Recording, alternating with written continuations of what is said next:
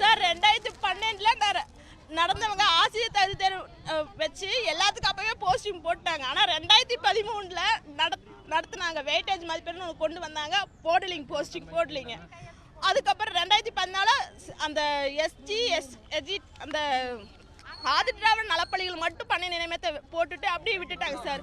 10 வருஷம் ஆச்சுங்க சார் எங்களுக்கு போஸ்டிங் போட்டு. சார் செல்விங் சார் அன்னூர் சார் எங்களுக்கு செகண்ட் கிரேட் டீச்சர்ஸ் எக்ஸாம் வச்சிருக்காங்க. அதுக்கு காலி பணியிடங்களை அதிகரிச்சு தரணுங்க சார். அதுக்காக மட்டும் தான் வந்திருக்கேங்க சார். சார் நிறைய டைம் கொடுத்துருக்கோம். தமிழக அரசு தமிழக அரசு எங்களுக்கு கண்டிப்பா ஏதாவது ஒண்ணு பண்ணி தரணும். அதுக்காக இங்க வந்திருக்கேங்க சார். பேசிருக்கோங்க சார். எங்களோட மனக்குமுறல் எல்லாம் சொல்றேன் சார். 10 வருஷம் ஆச்சுங்க சார். நான் கன்சீவா இருக்கும்போது எழுதின எக்ஸாம் சார். இப்ப என் குழந்தை 6வது போறா. எனக்கு இன்னும் அந்த வேலை கிடைக்கல. ஆசிரியர் நியமன தேர்வு நாங்க எழுதினோம். எங்களுக்கு இன்னும் வேலை கிடைக்கல. அதாவது குறைஞ்சபட்ச 10 வருஷமா போஸ்டிங் போடலிங்க சார். 10 வருஷமா எவ்வளோ பேர் ரிட்டைர்மெண்ட் ஆயிருப்பாங்க. இந்த 10 வருஷத்துல பல 10,000க்கு மேல காலி பணியிடங்கள் இருக்குங்க. ஆனால் குறைஞ்சபட்ச காலி பணியிடங்கள் நிரப்பும் போது எங்களை மாதிரி இருக்கிறவங்க பாதிக்கப்படுறாங்க.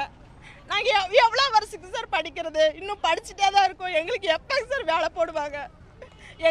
என்னால் எதுவும் பேச முடியலைங்க சார். தேர்வு 21/7/2024 இந்த தேர்வு வச்சாங்க சார். அதுக்கு உண்டான ஏன்சருக்கு வெளிவிடலிங்க.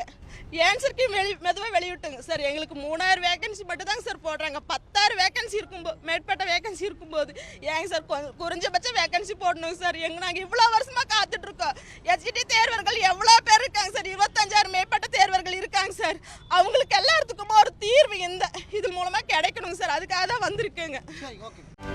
செய்திகளை உடனுக்குடனும் துல்லியமாகவும் தெரிந்து கொள்ள சப்ஸ்கிரைப் பண்ணுங்க.